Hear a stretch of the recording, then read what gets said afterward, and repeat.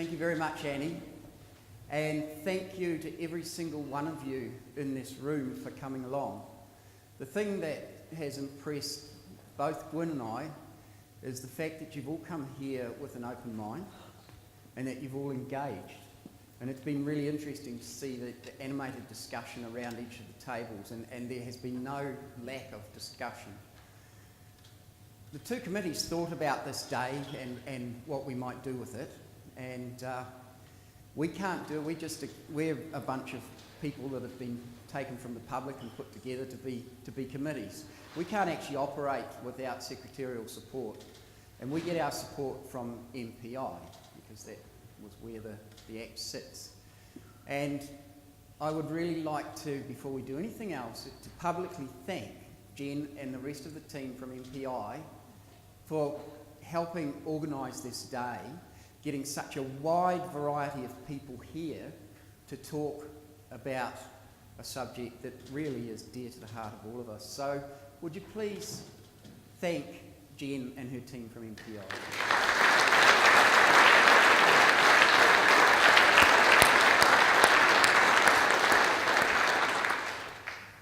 So what we've done, we have got out in the back there an incredible amount of paper. And we've got an incredible number of questions and a far from incredible amount of time. So what we've had to do is look at those questions, sort of group them, synthesise them, and then pick one that is perhaps representative. So if your question's not here, it's not because it wasn't a good question. It's just as important as the ones that do get asked. So what we're going to do is we're going to ask each of the panel a question, and then we've got a few questions here that could be answered by anybody, and we're going to throw it open and they're going to fight amongst themselves. When I did my opening talk, I put up a photograph.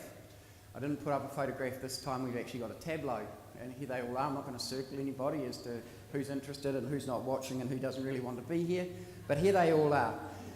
Just lately, when I've been thinking about this thing, I came across a quote not so long ago, which I thought you might be interested in hearing.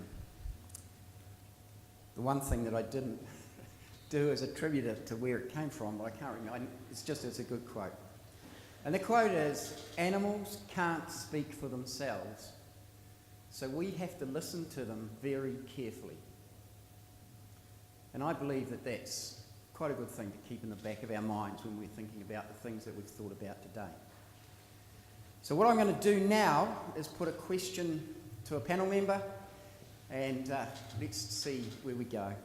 So I'm going to start with Ian, because Ian, you started the day. And the question, I guess, is two parts.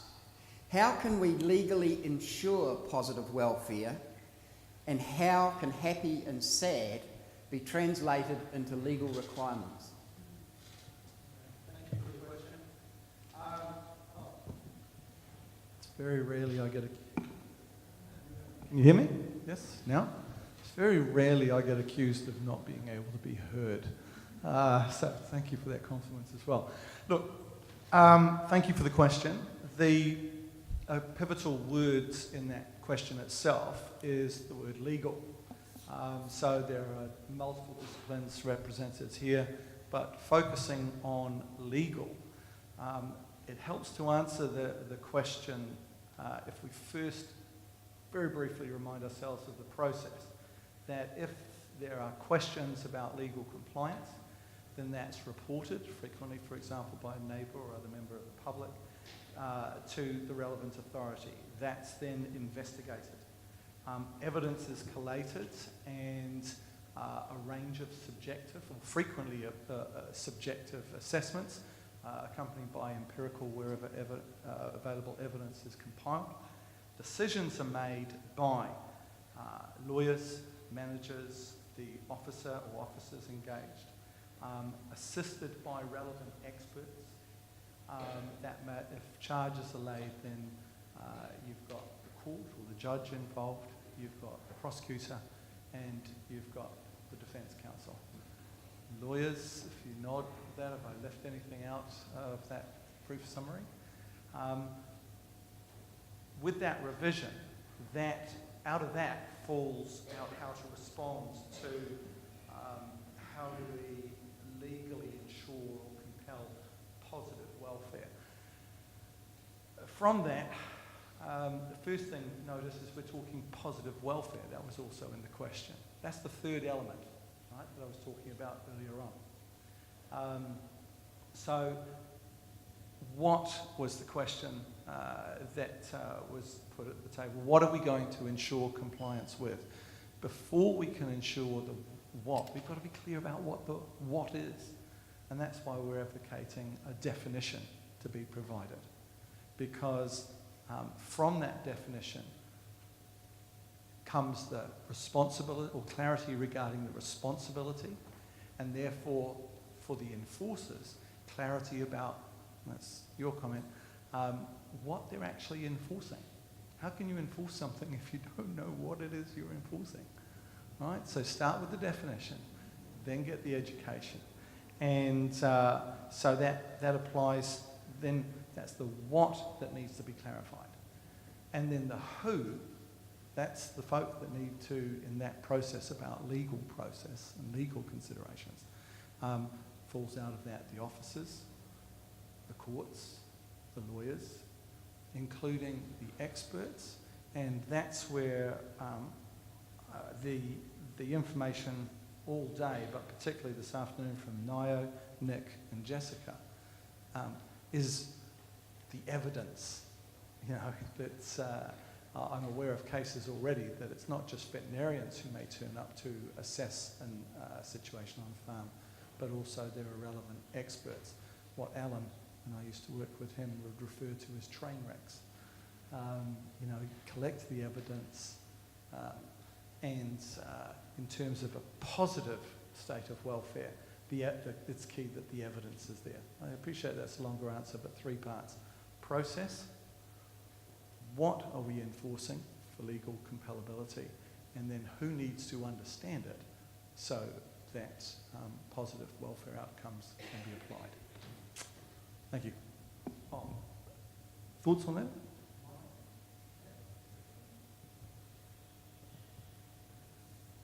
Excellent. That was called the attempt to pass the buck and failed.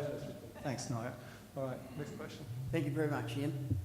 So the next question is for Mark. Mark, how does innate behaviour actually fit into the concept of sentience? And I'll answer that. Ask you that one. Yeah. You mean there's a supplementary question? This is a really easy one for me to answer. I have absolutely no idea, Grant. Is it as important as learned behaviour? I'd suspect so. That's about as far as I can go.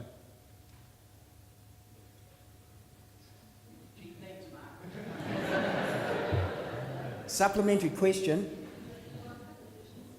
Oh yeah, I'm happy to take it. Is it Yes, working? please. This brings up another question, I think, for me, which is the difficulty with using the framework of behavioural needs, because it really begs the question of how do we recognise a need as opposed to something that an animal might value but is not necessary for. Necessary for what? For survival? So the behavioural needs that are necessary for survival are very obvious, because if we don't fulfil them, the animal dies. But there are a whole range of other behaviours that animals are highly motivated to express, and those are probably the ones we think about as being the innate ones. But the animal survives if it doesn't have the opportunity to express those behaviours. So is it a need? How do we know? And I find that a challenging framework to use for welfare assessment, which is why I prefer the 5 domains, for example, because it focuses on minimising unpleasant experiences and maximising positive experiences, as opposed to having to recognise and delineate what a behavioural need is as opposed to a luxury or a want.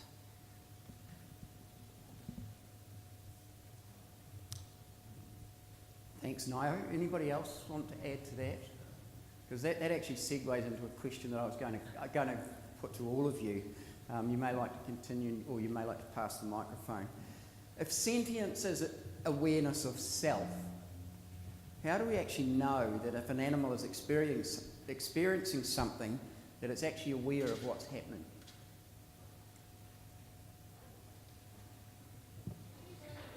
Yep. This is taken from a piece. If sentience could be interpreted as an awareness of self, how do we actually know that if the animal is experiencing something, that it's actually aware of what's happening to it? Can we know that?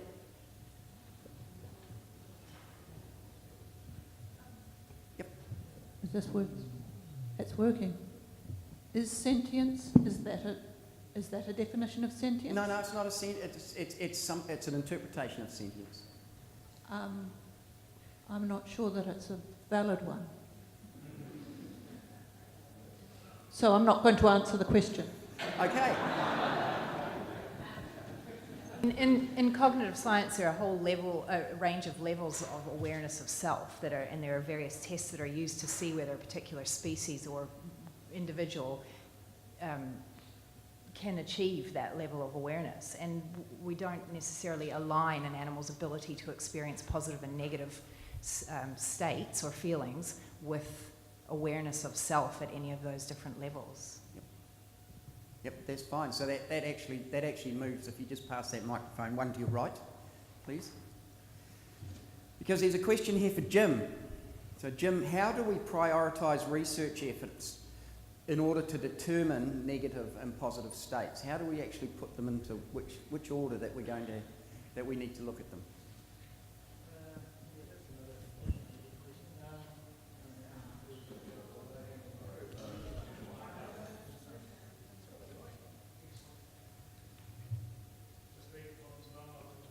There you go. Works.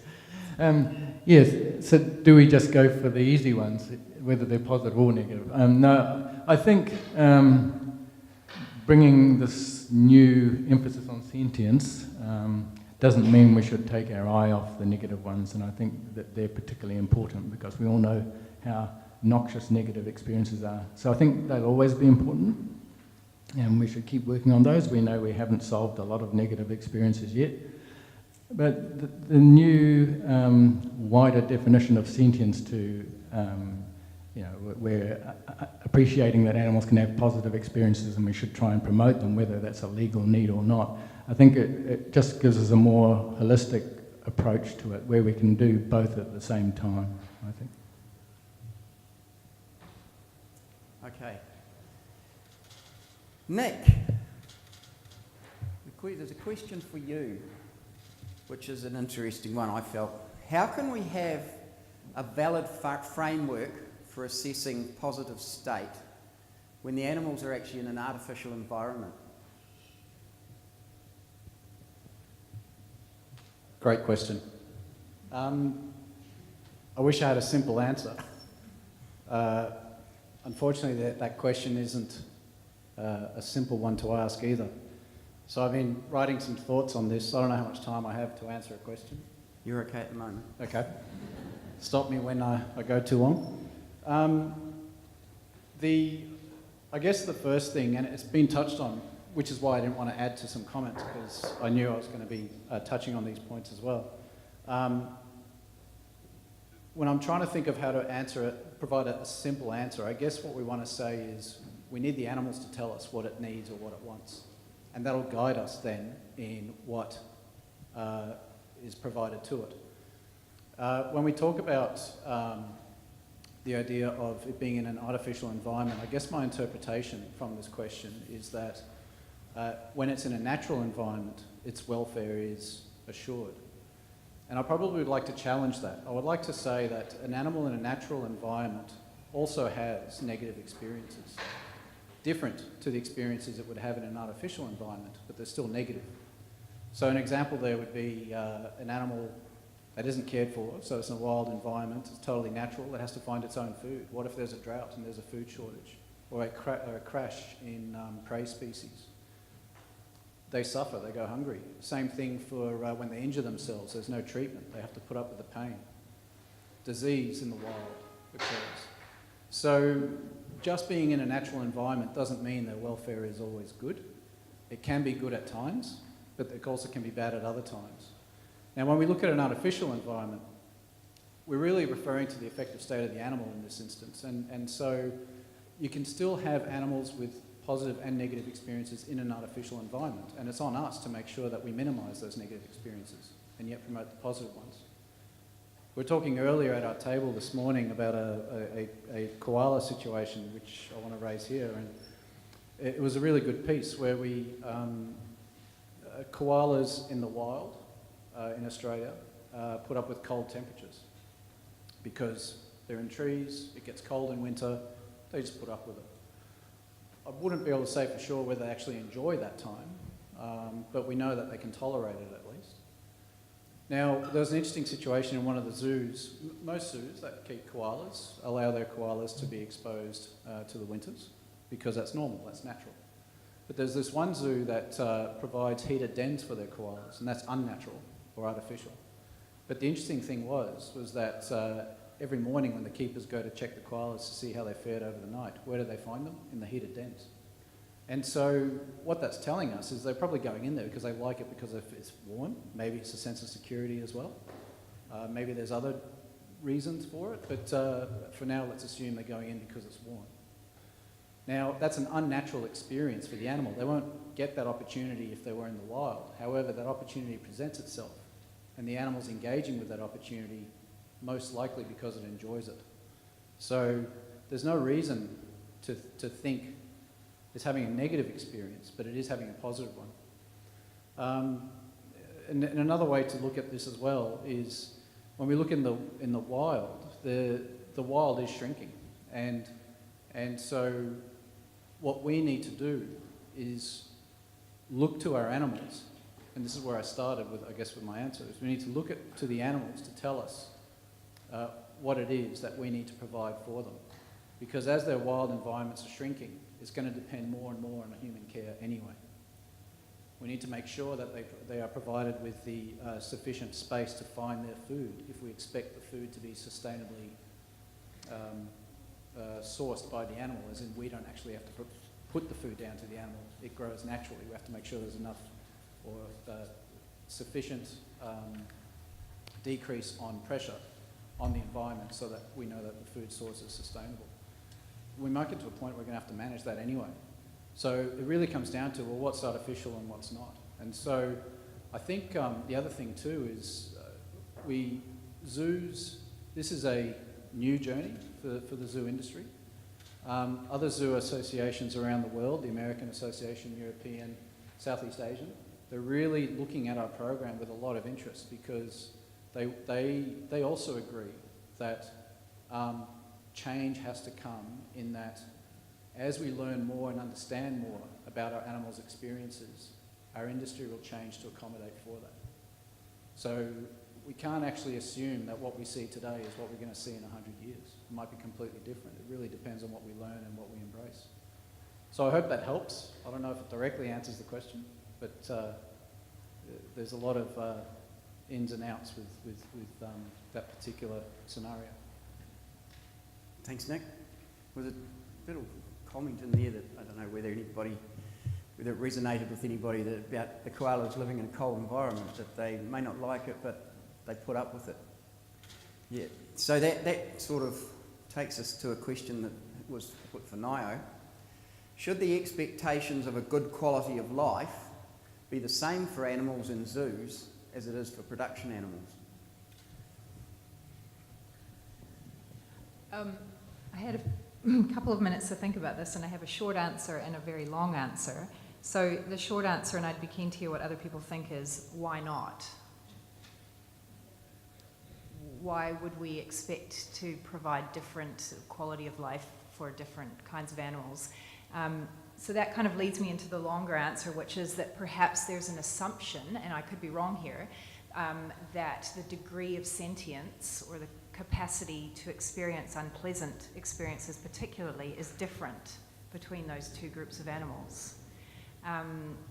Does anybody think that's the case? So if we think about a giraffe and a sheep, is there any biological reason to think that they have different capacities for experiencing unpleasant and pleasant things? Yeah? there were a lot of questions around this wider topic of, which I mentioned in my talk, the George Orwell, but are some animals, all animals are sentient, but are some animals more sentient than others? So I just want to raise one quick point on that because I have the microphone, which is, I mean, what is the minimum standard for inclusion in the Sentience Club? And I don't think that we've really tackled that yet. And so when I think about, and I know that Craig Johnson's thought about this quite a bit, and we've come up with different discussions about how we can decide who gets into the club and who doesn't as a starting point before we decide whether there are different degrees of sentience on top of that. And we seem to default to the neural capacity to experience pain. And that's probably a sensible place to start. But what I started thinking about was whether or not pain is the most relevant or most useful, unpleasant sensation for all different animals. So what I was thinking about is the way that we think about unpleasant experiences as signals to tell the animal something is going wrong or is likely to go wrong if you don't do something differently. So they act as signals to say to the animal, you need to change something, there's a threat to your survival, and that's kind of what gives them their survival benefit. So the question is really for animals that live in different environments and have different sensory ecology and different sensory capacities, do we use the same minimum standard for inclusion of what you can feel and what you can't feel? Maybe animals that echolocate, that sensory system is more important than their nociceptive, their pain sensing system. Maybe animals that live in low oxygen levels, well, they don't have signals that tell them to be breathless because they live in low oxygen all the time, so it's not a sensible signal to have. So I guess I'm just sort of throwing the question out to ask, what is our decision-making process for saying, if you want to be in the Sentience Club, you have to be able to do this thing? Is it always to be able to sense pain, or should the metric be different depending on how you've evolved and what your sensory capabilities are? Thanks, Niall. That makes me think about if our... Can I add just a piece to that? Yep. From a legal perspective, we've talked about how society's expectations are largely reflected in the law, and the law can be a record of those changes and evolutions. Just addressing some of those bits and pieces, I like your term, the club, by the animals that are currently in that club are defined in the Animal Welfare Act at the moment. Thank you for nodding. I look to colleagues just to make sure I'm on the right page. There is a list of animals that are included, and there are some that haven't made that cut yet. But reference to pain and distress, or element number 2, has been a defining criteria. But in section 10 of your, covering a couple of these bits and pieces, so you know our current rule book's not bad as way as comparisons go. Who gets in and who gets out? Section 10 of the New Zealand's Animal Welfare Act currently says, expectations rely on reference to good practice and scientific knowledge. So there's room to expand there. And analogy from one species to another, in some ways is very tempting, but it's potentially treacherous. Because a lot of our law revolves around the uses for which animals are put and the closeness with a human caregiver. Take a cat, for example. We have codes of welfare that recognise cats can be in different environments and situations. You can have the domesticated cat who's pampered, and you can have the cat that's wild and feral, or one that was released by its owner when the owner was moving 2 years ago. Their states can be entirely different, and consequently the responsibilities vary as well. But in section 4 of the New Zealand's Animal Welfare Act, where it references the principles of the 5 freedoms, and many of you will be familiar with that, I expect, what's so often overlooked is the very last line of that particular section, which, after listing the responsibilities that mirror the 5 freedoms, it basically says that all has to be interpreted in consideration of the species, the environment, and, here's the bucket term, all the circumstances. So it will vary according to what we've heard from other speakers today, the circumstances which those animals collectively are found, as well as the individual animal. So our law is pretty good law, and it has some touch points, and it has some qualifiers that accommodate some of those questions, and goes back to including who's in the club and who's not. Okay, so that actually sits to another question that we picked up that was actually directed to Mark, and that was, and it follows on, possibly follows on from what you've just said, Ian, or you might have a comment as well. So that now that sentience is in the Act, do we actually, the next thing we need to think about is changing the definition of an animal? Mark. Thanks, Grant. Perhaps we do, but I don't think we need to, or just yet anyway. It might be of interest to you that the World Organisation for Animal Health, or the OIE, already considers bees animals, although, as far as I know, they haven't addressed animal welfare with respect to bees.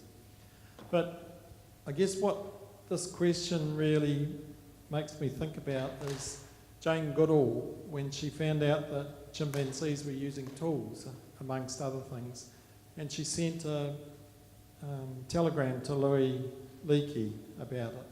And his reply was something like, I think we need to change the definition of a tool or change the definition of a human. And that's a little bit where I think we'll end up going, maybe not in the next year, but perhaps in the next 200 years. But we cannot live without having an impact on animals, whether you're a veterinarian, a farmer, or a vegetarian, or a vegan. We cannot live out, certainly our modern life. We change animals' habitats left, right and centre. We dump plastic in the ocean. We don't live without having an impact on animals. But we also have these barriers where we rule ourselves as different from other animals.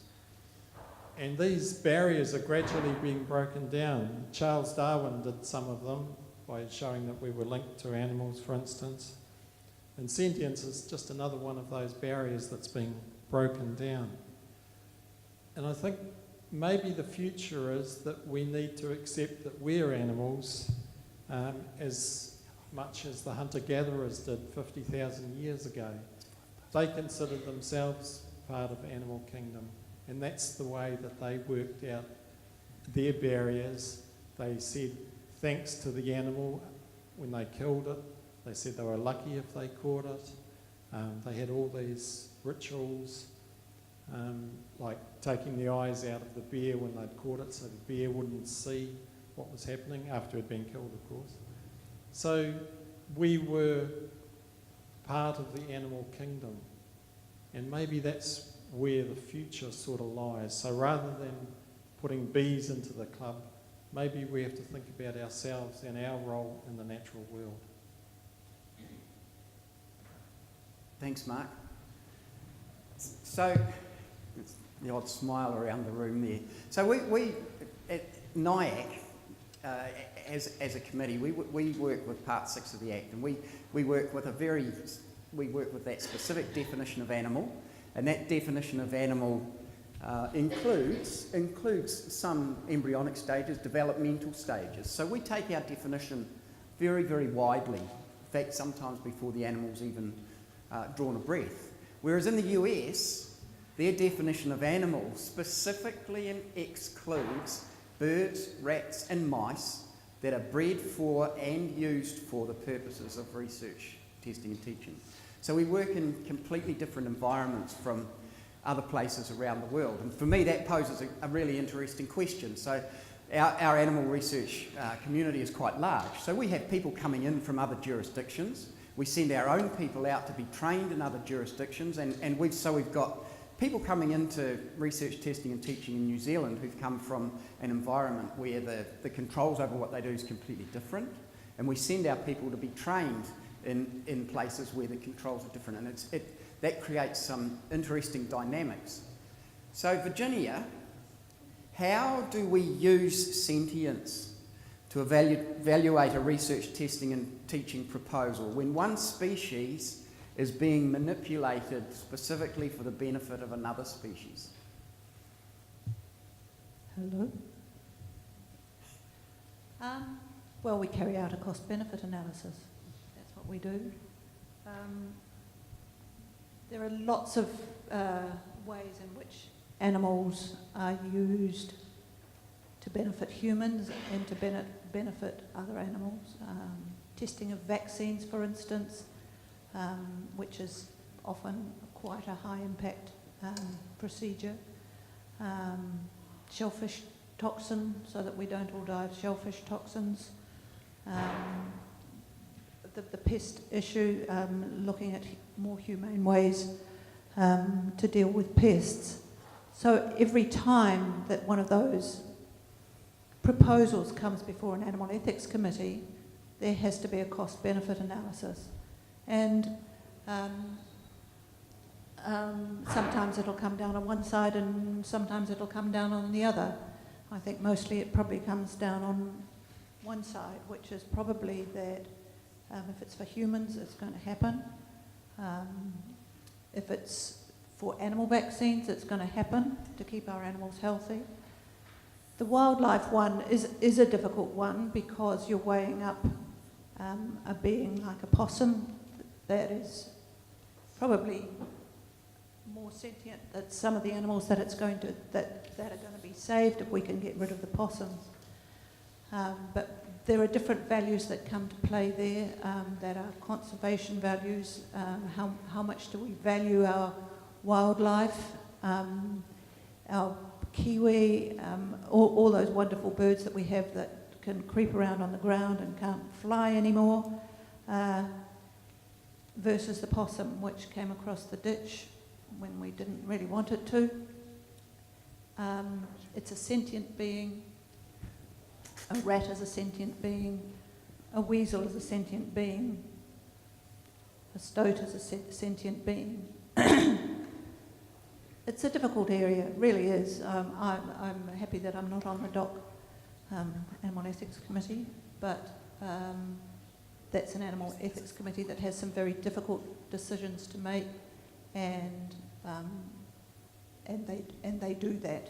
They do that tough job, and we have to be grateful for that. So really, it's yes, you've got to weigh up one animal against another. There's no two ways about it. Thanks, Virginia. I noticed you writing there, and I noticed Ian writing too. Were you writing for yourself, or were you writing for the microphone? I'm a prolific note taker, so I'm always writing. No, I was just writing about, I'm interested to know, Virginia, to just put you on the spot again, how is the level of sentience of such thing exists factored into those cost-benefit analyses currently?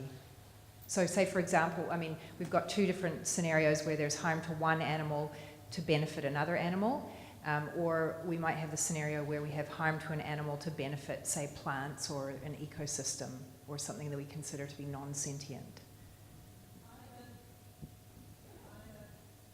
Is that going? I don't think we're weighing sentience from one species to another. I think we're weighing the situation, so although probably in many cases it's might be an animal that one might think of as lower down the chain. I don't want to kind of put it like that, but a mouse versus a human kind of thing. It's not always the case, and the wildlife issue is a case in point from that. I think it's more the situation that we're talking about, rather than weighing up or trying to decide whether one animal is more sentient than another, which I don't think we're deciding that all animals are sentient, and so that's a kind of level playing field from that point of view. Thank you very much. Now, I noticed that we're starting to get people to leave, so we're starting to impinge on travel commitments and all of those sorts of things. As I say, we didn't take everybody's questions, and we're still going to finish up having more questions up here than we're going to get time to ask for. So what I think, to give you time to maybe mingle just before you go and help your networking, discuss something or finish a discussion that you were having before you were interrupted. I've got one last question, which probably, more than anything, sums up the day in some ways, and you may want to feel free. This is not directed at any individual, it's directed at the table, so an answer from the table will be good. You may just wish to sit and nod your head sagely. But the question is it our responsibility to create positive states for animals, or do we provide conditions and adopt practices that allow animals to create their own positive state? There. Thanks. I'd like to start with an answer there, or a comment, I guess. I think what we're finding in our work is that the idea of establishing if the animal's having positive experiences or not is a snapshot in time. So we assess the animal based on our understanding and evidence in front of us. It's having some positive experiences. We haven't identified negative ones in an ideal scenario. The next natural question is, will this be the same tomorrow, next year? What's going to happen if it breaks its leg a month from now because there's a trip hazard in the enclosure? Now, right now, we can't say the animal's welfare state is negative because it might have an injury down the road. So there's a relationship that we're recognising, and that is animals' experiences or its welfare tells us one thing, but it's the care and practices that we provide to the animal that tells us another, and you need each to answer the other side or validate the other side. So, for example, if we just assess practices, well, we take good care of the animal. That's not telling me whether the animal's having positive or negative experiences. We need to see what the animal's telling us too to confirm that the practices are appropriate. Then we need to look at it the other way too. When we look at the animal's experiences, and like I said, well, it's positive today, but how do we know if it's going to be positive tomorrow? We need to understand what the likelihood of its welfare is going to be in the future. And we can only really judge that by assessing the practices and the methods of care that is to be applied to the animal down the road. And that gives us at least some confidence of where it's going to go. Anybody else like to comment? Yep. Thanks for those comments. I think that's a poignant question. You're referencing the animals, and today we've spoken a lot about the animals. I think it's worth recognising that there's a constant interaction between the animals, people, and what we should call our shared planet. Oftentimes, not always, but oftentimes what's good for one benefits the other. But in that mix of considerations, there are going to be conflicts of interest. Even in this room, there are conflicts and different perspectives on how we see the definition, how that definition might be applied, what impact it might have on our respective area of involvement that intersects with animals. However, I really liked your question there, which I think is relevant to all of us. You said, will this be the same next year? You know, we'll still be having the same conversation because not much has shifted. At the moment, as we said, there are groups, ubiquitous reference groups, exceeding those basic minimums. But there's no compellability. So the starting point is getting something, as the table to the right was talking about earlier, getting that definition, getting that process and bits and pieces in place, because we will continue. I liked your presentation where you, Nick, all of them, but Nick's reference in this point, that we'll continue trying to alleviate or minimise an animal's pain or distress. But until we're compelled, it would be helpful to compel and require positive states to be incorporated into that list of responsibilities as well. And then going back to Nick's question, out of that we'll learn, because we need to keep learning. But I think as lawyers, scientists, policymakers, and every other individual and profession that's represented here, with the compellability regarding positive welfare, will be forced to not only learn more, but also start asking different questions. And that will make the difference to the animals, people, and planet equation. Thank you. I just want to make one other point, which is probably what other people have said in different ways, which is just like us, individual animals have different preferences and different things make individual animals happy or give them positive experiences, and we don't necessarily know what those are for individuals.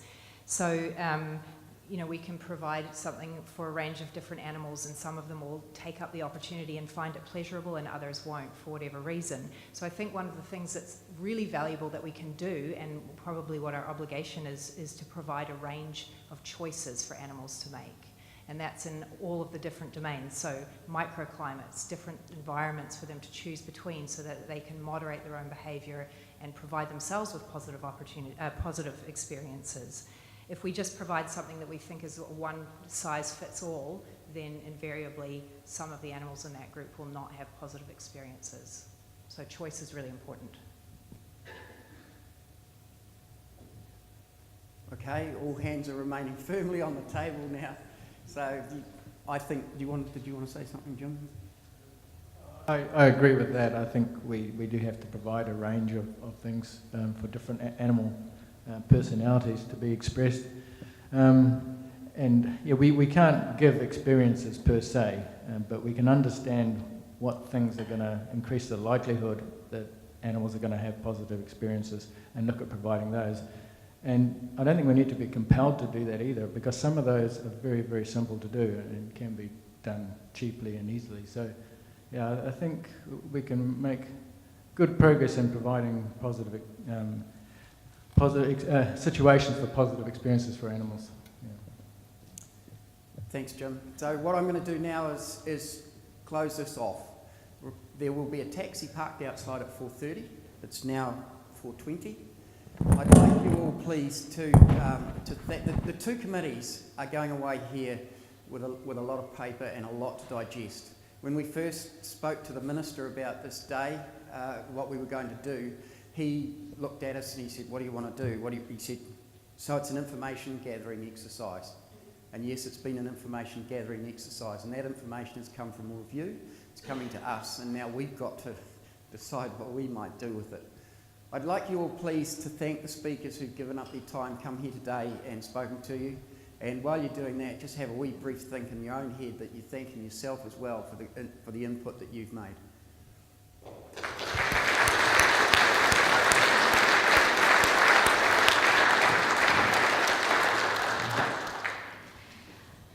So it falls to me just to bring the day to a close and say farewell to everyone. And Grant has thanked the speakers, but I would like to again thank them for the great contribution they've made, and we need to get Jess from Bristol, thank her as well, we'll do that. We have a huge amount of information now to think about and digest. Within the committees, both of us will take these thoughts and ideas back to our committees, and certainly with the NAWAC committee, we have one of our themes in our work program is looking at how we understand the concept of sentience and the good life, and how that might be brought through in the codes and regulations that we're responsible for. So Annie described to you before how this information will be made available. I'd like to think that as you go away and when you wake up at midnight tonight and think, I should have said that, capture it and make sure that you add it, because this is not a task that committees can just do on their own. As Grant said, we're just a bunch of people that for some reason got nominated to this job, and really it's our communities that give us the strength to work things through, make decisions and make changes. And so we have a lot of rich information. We will be thinking about this, we'll be digesting this, and you will no doubt hear further from us. I'd just like again to thank the MPI team, which has been great support for us. Jen, who we've exposed to a whole lot of negative emotions in the last little while. We'll have to make sure she gets some positive stuff. And Kate, Nikki, Marie, Tam, all of you out there. I've forgotten someone. But yeah, thank you very much for your support. And we look forward to working on this further. This is something that is probably just yet another step in David Babel's journey, which is all our journeys too. So we'd like to wish you all farewell and safe travel home, and we look forward to re-engaging with you all at another time. Thank you.